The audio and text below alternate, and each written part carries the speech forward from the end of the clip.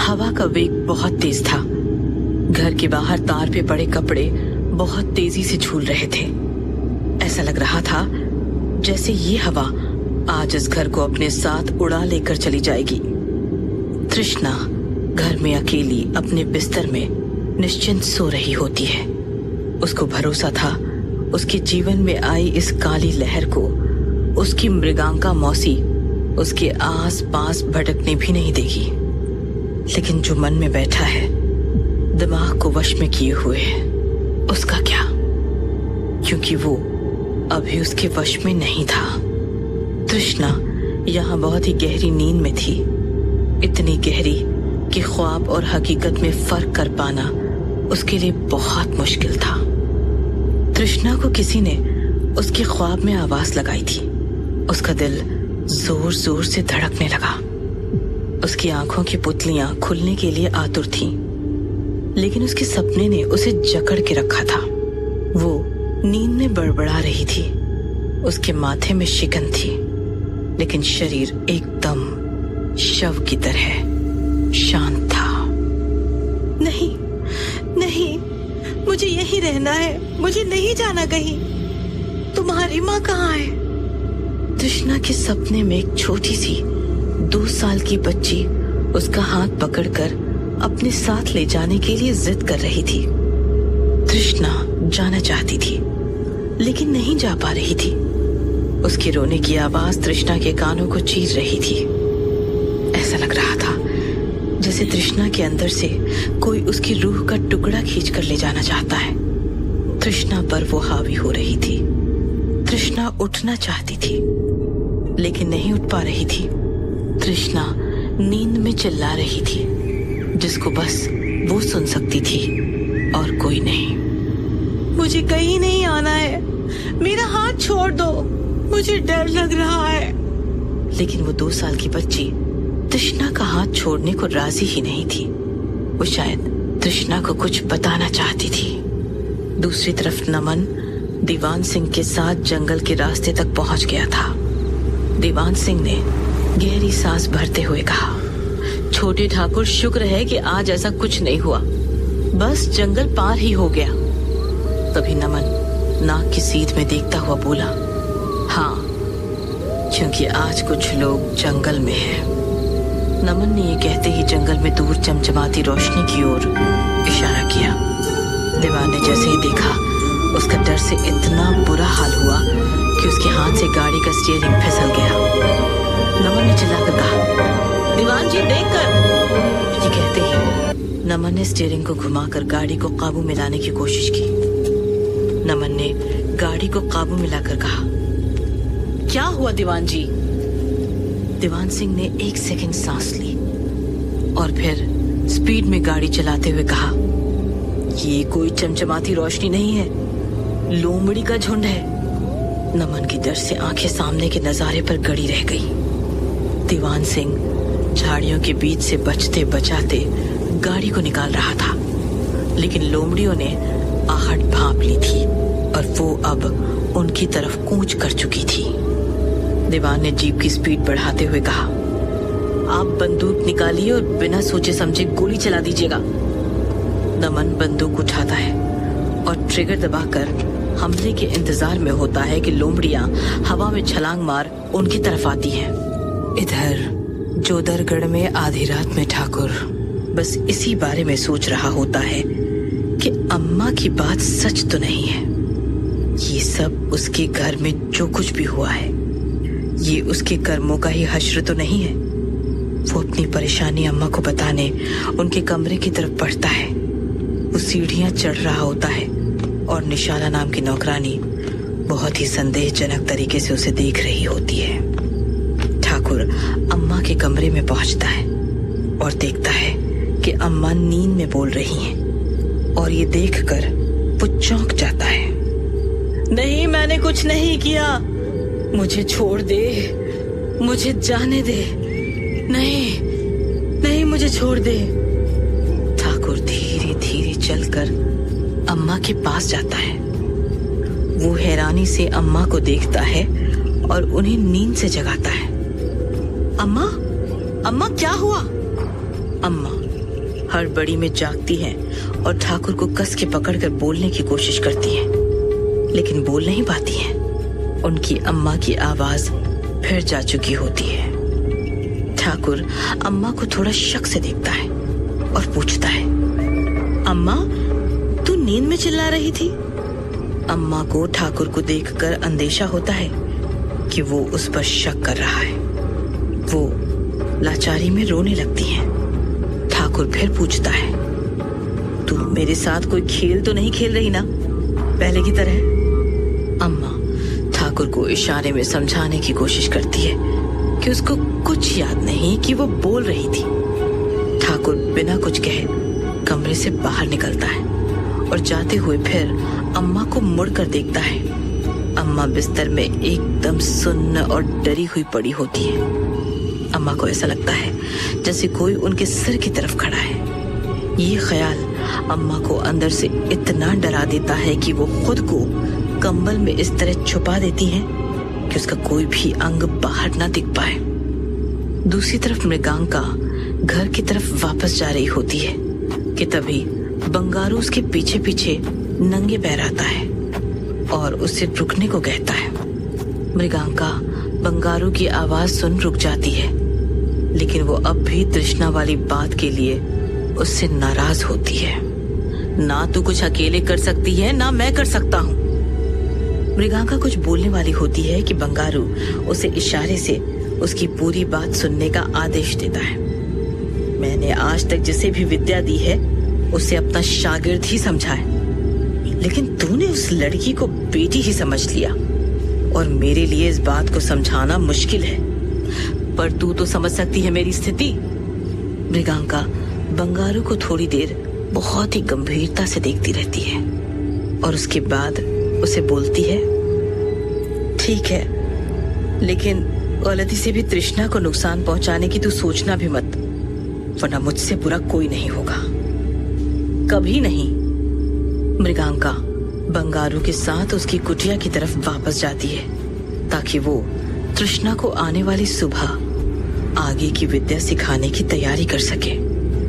मृगांका यहाँ बंगारू को कहती है, एक बात बोलूं तुझे, आज बहुत दिनों बाद मन शांत लग रहा है। बहुत दिनों बाद उस बच्ची को चैन की नींद आई है। क्या पता बंगारू, जिस चीज को हम खतरा समझ रहे हैं वो इतना बड़ा कुछ हो ही ना। बंगारू जमीन में लगे हवन कुंड की ओर देखकर अपने मन में सोचता है, जो खतरा आने वाला है, अगर तुझे वो शांत लग रहा है तो अब सारी भागदौड़ मुझे अपने हाथ में ही लेनी पड़ेगी, वरना अनर्थ होगा। मृगांका खिड़की में खड़े हो अपने घर की तरफ देख रही होती है, लेकिन घर में अंदर की हलचल को वो बिल्कुल भी पहचान ही नहीं पाती। तृष्णा पूरी तरह सपने में दिखी उस 2 साल की बच्ची के वश में होती है। वो तृष्णा का हाथ नहीं छोड़ रही होती है, रो रही होती है, चिल्ला रही होती है और तृष्णा को समझ नहीं आता कि वो कैसे वहां से जाए। तृष्णा जब हाथ छुड़ाने की कोशिश करती है तो वो 2 साल की रूह डरावनी होती जाती है और उसका शरीर जो बस एक छल था और बड़ा होने लगता है। वो अजगर की तरह तृष्णा के पूरे शरीर को जकड़ लेती है। तृष्णा हाथ पैर छटकाने लगती है, जैसे उसका कोई गला रौंद रहा हो। उसकी आवाज घुटने लगती है। वो मृगांका को चिल्लाकर बुलाना चाहती है, लेकिन नहीं चिल्ला पाती। तृष्णा का शरीर एक शव की तरह बिस्तर से 3 फीट ऊपर हवा में तैरने लगता है। अजीब सी शक्ति उसके कमरे में इर्द गिर्द घेरा बना देती है। तृष्णा की सांसें कसने लगती है, जैसे शरीर प्राण त्याग रहा होता है। तभी दरवाजे के खुलने की आवाज होती है। तृष्णा की तरफ कोई भागता हुआ उसका नाम चिल्लाते हुए आता है। तृष्णा इतने होश में तो है कि वो नाम सुन सकती है, लेकिन वो नींद से नहीं जाग पाती। उसकी पुतलियां खुलना तो चाहती हैं, लेकिन कोई उसकी आंखों में काली पट्टी बांध कर बैठा है। आवाज सुन बंगारू और मृगांका घर की तरफ देखते हैं और मृगांका घर की तरफ भागती है। बंगारू भी उसके पीछे पीछे भागता है। मृगांका का भागते हुए पैर मुड़ जाता है और वो गिरती है। उसके मुंह से तेज आह निकलती है, लेकिन वो दर्द में भी भागकर तृष्णा के कमरे में दाखिल होती है। वो एकदम भयभीत हो जाती है। तृष्णा हवा में एक शव की तरह लटकी हुई होती है। वो अपने पूरे प्यार और विश्वास के साथ तृष्णा का नाम तेज पुकारती है और तभी तृष्णा की नींद टूटती है। वो बिस्तर में जोर से गिरने ही वाली होती है, तभी नमन, जो मृगांका से पहले वहां पहुंच गया होता है, वो उसे गोद में उठाकर बिस्तर में रखता है। वो उसे होश में लाने की कोशिश करता है। तृष्णा आंखें खोलकर नमन को देखती है और धीरे से कमजोर आवाज में कहती है, आपने आवाज लगाई थी ना छोटे ठाकुर, कान तक पहुंची लेकिन दिमाग तक नहीं पहुंच पाए। फिर तृष्णा आंखें बंद कर सो जाती है। नमन मृगांका को कंधा दे आराम से कुर्सी पे बिठाता है। मृगांका उसे तृष्णा की जान बचाने के लिए शुक्रिया कहती है और उसको पूछती है कि इतनी खरोचें कैसे आई तुम्हें, और दीवान को सामने पड़ी छोटी सी लकड़ी की अलमारी से मलहम निकालने को कहती है। मृगांका नमन को मलहम लगाते हुए पूछती है कि ऐसा क्या था कि तुम दोनों को यहाँ रात में आना पड़ा। जंगल से आते हुए लोमड़ी के झुंड ने हमें घेर लिया था। छोटे ठाकुर ने ऐन वक्त में गोलियां चला दी, वरना आज हम यहाँ नहीं होते। उसी में ये सब खरोचें लग गई। मृगांका मलहम लगाते हुए नमन को कहती है कि जंगल कभी सुरक्षित नहीं होते। 1000 तरह की रूहें होती हैं वहाँ। अगर कोई भी वहां से गुजरे तो जंगल उसे छोड़ते नहीं है। किस्मत वाले हो, 2 बार बच गए। बंगारू तृष्णा को सूंघता है और कहता है, किसी बच्ची की खुशबू है इसमें, पैदा हुई बच्ची की। मृगांका, ये वही रूह है जो मैंने इसके अंदर से बाहर निकाली थी। मृगांका उठकर बंगारू के पास जाती है और खौफ में उसे कहती है, लेकिन वो तो तृष्णा का शरीर छोड़ चुकी थी ना बंगारू। हाँ, छोड़ चुकी थी। ये उसके शरीर में नहीं, जहन में कैद है। कुछ अभी का नहीं, बहुत पीछे का है मृगांका। अगर तू चाहती है कि तृष्णा जिंदा रहे तो उसके पीछे का पता करना बहुत जरूरी है। मृगांका, जो तृष्णा को खुद से कभी दूर नहीं करना चाहती थी, बंगारू की बात में हामी भरती है। तभी नमन मृगांका के पास जाता है और कहता है, मुझे भी तुमको कुछ दिखाना है जो शायद मेरे खानदान में बहुत ही पीछे का है। नमन मृगांका को फोटो दिखाने ही वाला होता है कि तृष्णा अचानक से उठकर बैठ जाती है। मृगांका अपने चोट लगे पैर से भागकर उसके पास जाती है और पूछती है, क्या हुआ तुझे, ठीक तो है? हाँ, मैं ठीक हूँ मौसी, मुझे प्यास लगी है। नमन तृष्णा को पानी लाकर देता है और पूछता है, तुम ठीक हो ना? तृष्णा हाँ में सिर हिलाती है और कहती है, मैंने सपने में आपको भी देखा था छोटे ठाकुर। आप मेरे सपने में रो रहे थे, लेकिन आप रो क्यों रहे थे ये याद नहीं। मृगांका नमन को देखती है और फिर तृष्णा को। वो ये सोचने लगती है कि नमन का तृष्णा से ऐसा क्या संबंध हो सकता है कि वो उसे सपने में देख रही है। तभी नमन तृष्णा को कहता है, तुम जब हवा में थी, मेरा मतलब कि नींद में थी, तो उस वक्त ही घर के अंदर आया था मैं। मेरी आवाज तुमने सुनी हो, शायद इसलिए ही सपने में भी देखा हो। मृगांका बात को काटते हुए कहती है, अब छोड़ो ये सब, चाहे तो कुछ देर सब आराम कर लो, अभी बस 4 बजा है। तृष्णा बिस्तर पे लेट जाती है और मृगांका नमन और दीवान के आराम करने के लिए जमीन में बिस्तर लगा देती है और उसे कहती है, उठकर बात करेंगे। यहाँ मृगांका कमरे की रोशनी कम करती है, लेकिन जोदरगढ़ में एक घर की लाइट जली होती है। ठाकुर को चैन से नींद भी नहीं आती। वो बिस्तर में बस करवट बदल रहा होता है कि तभी उसको उसकी बीवी ठाकुराइन की आवाज सुनाई देती है, ये परिवार नहीं बचेगा, मैं वापस आ चुकी हूँ, किसी को नहीं छोड़ूंगी। मेरे साथ जो भी हुआ उसका बदला मैं लेकर रहूंगी। ठाकुर की नींद खुलती है और उसी वक्त उसके कमरे की खिड़की का कांच टूटकर गिरता है। वो घबरा कर उठता है और खिड़की के पास जाता है, लेकिन वहां कुछ नहीं होता। वो खिड़की के बाहर देखता है तो दूर उसे किसी का प्रतिबिंब दिखता है। वो भय में घर के नौकरों को चिल्लाकर आवाज लगाता है और निशाला नाम की नौकरानी भाग कर आती है। ठाकुर हड़बड़ा कर पूछता है, वो तुझे भी दिख रहा है? वो सामने? निशाला घूंघट के अंदर से डरे हुए ठाकुर को देखती है और कहती है, मुझे तो टूटे हुए कांच के सिवा कुछ भी नहीं दिख रहा ठाकुर साहब। ठाकुर खिड़की से बाहर इशारा करते हुए कांपती हुई आवाज में कहता है, वो भूत।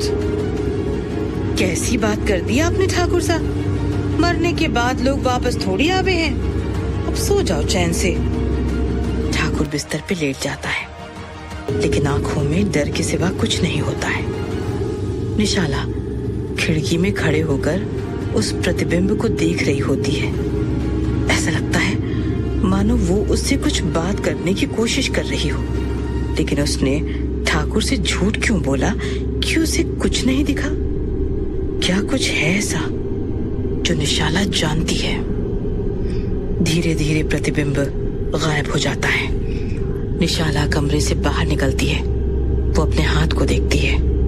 उसका हाथ जल रहा होता है, लेकिन फिर जादुई तरीके से ठीक भी हो जाता है। क्या है निशाला का सच? क्यों उसने ठाकुर से झूठ कहा? किसका था खिड़की के बाहर वाला भूत? जानने के लिए जुड़े रहिए काल भैरवी की इस रहस्यमयी कहानी के अगले भाग से, सिर्फ पॉकेट FM पे।